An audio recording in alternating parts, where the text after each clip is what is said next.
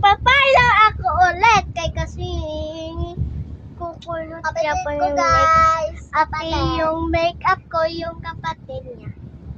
Hindi yung makita yung blush ko, pero sa totoo, maganda po. Ipakita ko niyo.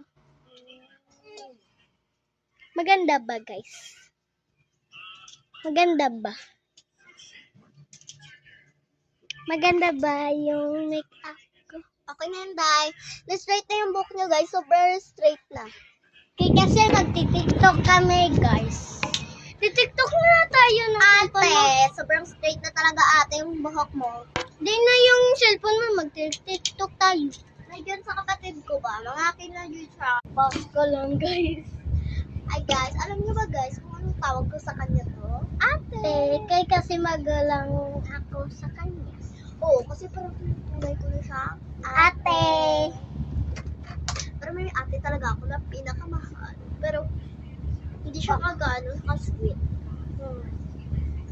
Ma-OA yan eh. Okay lang yan. Ito yung paborito ko. Bunso. Bunso, hindi ko to yung tawagin mo yung bunso mong totoo. I-ignoring prank tas subong si Kenzo in part 4. Ano, Tara? Mag-part 4 na lang tayo. Magtatapos na lang natin yung video. Part 4 na agad kasi excited na ako dito. Hindi attitude. Mag-attitude tayo sa kanya. At ignoring prank. Ignoring prank and attitude prank. Marinig ka tayo. Yan.